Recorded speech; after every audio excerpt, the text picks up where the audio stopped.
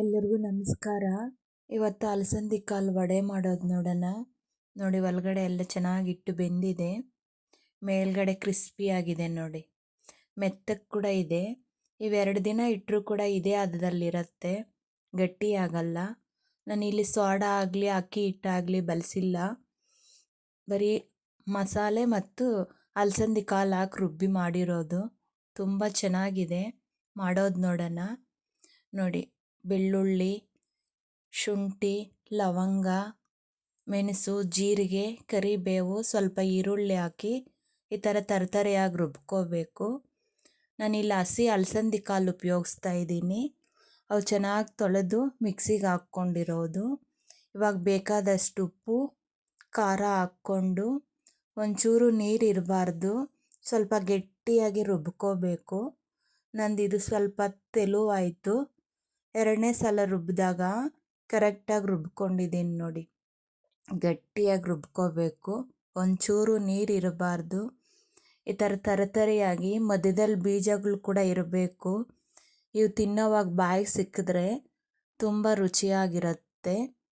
ಈ ಥರ ಗಟ್ಟಿಯಾಗಿ ರುಬ್ಕೋಬೇಕು. ಈರುಳ್ಳಿ ಚಿಕ್ಕದಾಗಿ ಕಟ್ ಮಾಡ್ಕೊಂಡಿರೋದು, ನಾನು 3 ಈರುಳ್ಳಿ ಕಟ್ ಮಾಡ್ಕೊಂಡಿದ್ದೀನಿ. ಕೊತ್ತಂಬರಿ ಹಾಕಿ ಚೆನ್ನಾಗಿ ಮಿಕ್ಸ್ ಮಾಡ್ಕೊಳ್ತಾ ಇರೋದು. ಇದೇನಾದರೂ ತುಂಬ ತೆಳುವಾದರೆ ಸ್ವಲ್ಪ ಅಕ್ಕಿ ಹಿಟ್ಟು ಹಾಕ್ಕೊಂಡು ಮಿಕ್ಸ್ ಮಾಡಿ ಹಾಕ್ಕೋಬೋದು, ಅದು ಕೂಡ ತುಂಬ ಚೆನ್ನಾಗಿರುತ್ತೆ. ನಾನಿಲ್ಲಿ ಯಾವುದೇ ಅಕ್ಕಿ ಹಿಟ್ಟಾಗಲಿ ಸೋಡಾ ಆಗಲಿ ಬಳಸಿಲ್ಲ, ಬರೀ ಅಲಸಂದಿ ಕಾಳು ಮಾತ್ರ ಹಾಕಿದ್ದೀನಿ. ಎಣ್ಣೆ ತುಂಬ ಕಾದಂಗೆ ಅನಿಸ್ತಾ ಇರ್ಬೋದು, ಅದು ಕಡಲೆಕಾಯಿ ಎಣ್ಣೆ ಆಗಿರೋದ್ರಿಂದ ಸ್ವಲ್ಪ ಹೊಗೆ ಬರ್ತಾ ಇದೆ. ನಾವೇ ಕಡಲೆಕಾಯಿ ತಗೊಂಡು ಬೀಜ ಮಾಡಿ ಗಾಣಗದಲ್ಲಿ ಎಣ್ಣೆ ಮಾಡಿಸ್ಕೊತೀವಿ. ಕಡಲೆಕಾಯಿ ಎಣ್ಣೆ ಆಗಿರೋದ್ರಿಂದ ಸ್ವಲ್ಪ ಹೊಗೆ ಬರ್ತಾ ಇರೋದು. ಈ ಹಿಟ್ಟು ಕಲಸಿದ ಮೇಲೆ ಹಾಕ್ಬಿಡಬೇಕು, ಇಲ್ಲಾಂದರೆ ಅದು ತೆಳುವಾಗೋಗುತ್ತೆ, ಈರುಳ್ಳಿ ಎಲ್ಲ ನೀರು ಬಿಟ್ಕೊಳ್ಳುತ್ತೆ. ಕಲಸಿದ ತಕ್ಷಣವೇ ಹಾಕ್ಕೋಬೇಕು. ನಾನಿಲ್ಲಿ ಕೈಯಲ್ಲೇ ಹಾಕ್ತಾ ಇರೋದು. ನೀವು ಬೇಕಾದರೆ ಒಂದು ಪೇಪರಲ್ಲಿ ತಟ್ಟಿ ಹಾಕ್ಕೋಬೋದು. ಉರಿ ಮಾತ್ರ ಸಣ್ಣ ಉರಿಯಲ್ಲೇ ಇರಬೇಕು. ಉರಿ ಕಡಿಮೆ ಉರಿಯಲ್ಲಿ ಇಟ್ಕೊಂಡೇ ಫ್ರೈ ಮಾಡ್ಕೊಳ್ಳೋದು ಇವುಗಳನ್ನು, ಇಲ್ಲಾಂದರೆ ಒಳಗಡೆ ಬೆಂದಿರಲ್ಲ, ಮೇಲೆ ಎಲ್ಲ ಕಪ್ಪಗೆ ಬಂದುಬಿಡತ್ತೆ, ಒಳಗಡೆ ಎಲ್ಲ ಹಸಿ ಹಂಗೆ ಇರುತ್ತೆ. ಈ ಥರ ನಿಧಾನವಾಗಿ ಫ್ರೈ ಮಾಡ್ಕೋಬೇಕು. ಹಾಕಿದ ತಕ್ಷಣವೇ ಇದನ್ನು ತಿರುಗ್ಸೋಕ್ಕೆ ಹೋಗಬಾರ್ದು. ಸ್ವಲ್ಪ ಹೊತ್ತು ಫ್ರೈ ಆದಮೇಲೆ ನಿಧಾನವಾಗಿ ಎರಡೂ ಕಡೆ ತಿರುಗಿಸ್ಕೊಂಡು ಫ್ರೈ ಮಾಡ್ಕೊಳ್ತಾ ಇರೋದು. ವಡೆ ಮಾತ್ರ ತುಂಬ ಚೆನ್ನಾಗಿರುತ್ತೆ ನೋಡಿ. ಈ ಥರ ಗುಳ್ಳೆಗಳು ಕಡಿಮೆ ಆದಾಗ ನಮ್ಗೆ ವಡೆ ಚೆನ್ನಾಗಿ ಫ್ರೈ ಆಗಿದೆ ಎಂದರ್ಥ. ನಾವು ವಡೆ ಹಾಕಿದಾಗ ಗುಳ್ಳೆ ಎಲ್ಲ ಮೇಲೆ ಬರುತ್ತೆ. ಈ ಥರ ಫ್ರೈ ಆದಮೇಲೆ ಗುಳ್ಳೆ ಎಲ್ಲ ಕೆಳಗಡೆ ಕುತ್ಕೊಳ್ಳುತ್ತೆ, ಆವಾಗಿದು ನಮಗೆ ಫ್ರೈ ಆಗಿದೆ ಅಂತ ಗೊತ್ತಾಗುತ್ತೆ. ಗೋಲ್ಡನ್ ಕಲರ್ ಬಂದಮೇಲೆ ಇವನ್ನು ತೆಗೆಯೋದು.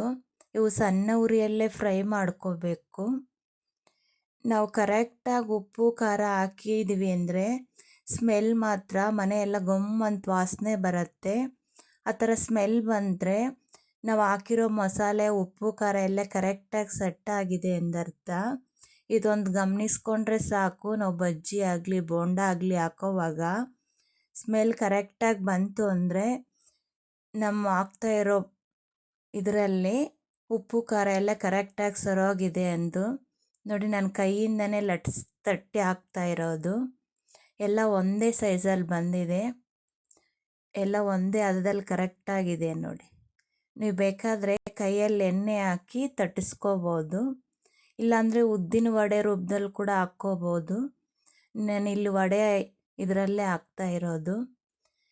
ಎಣ್ಣೆಯಲ್ಲಿ ಎಷ್ಟಿಡತ್ತೋ ಅಷ್ಟೇ ಹಾಕಬೇಕು, ಜಾಸ್ತಿ ಹಾಕಿದ್ರೆ ಫ್ರೈ ಆಗಲ್ಲ. ಈ ಥರ ಕರೆಕ್ಟಾಗಿ ಕಡಿಮೆನೇ ಹಾಕ್ಕೊಂಡು ನಿಧಾನವಾಗಿ ಫ್ರೈ ಮಾಡ್ಕೋಬೇಕು. ಎರಡೂ ಕಡೆ ತಿರುಗಿಸ್ಕೊಂಡು ಫ್ರೈ ಮಾಡ್ಕೊಳ್ಳೋದು. ಇದು ಗೋಲ್ಡನ್ ಕಲರ್ ಬಂದಮೇಲೆ ತೆಗೆಯೋದು. ವಡೆ ಮಾತ್ರ ತುಂಬ ಚೆನ್ನಾಗಿದೆ, ಕ್ರಿಸ್ಪಿ ಆಗಿದೆ ನೋಡಿ.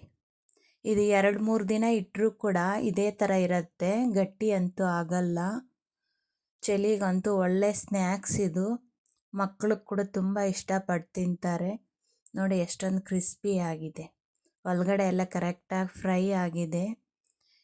ನೀವು ಒಮ್ಮೆ ಟ್ರೈ ಮಾಡಿ ಕಮೆಂಟಲ್ಲಿ ತಿಳಿಸಿ. ಈ ರೆಸಿಪಿ ಇಷ್ಟ ಆದರೆ ನಮ್ಮ ಚಾನಲ್ಗೆ ಸಬ್ಸ್ಕ್ರೈಬ್ ಆಗಿ. Thank you.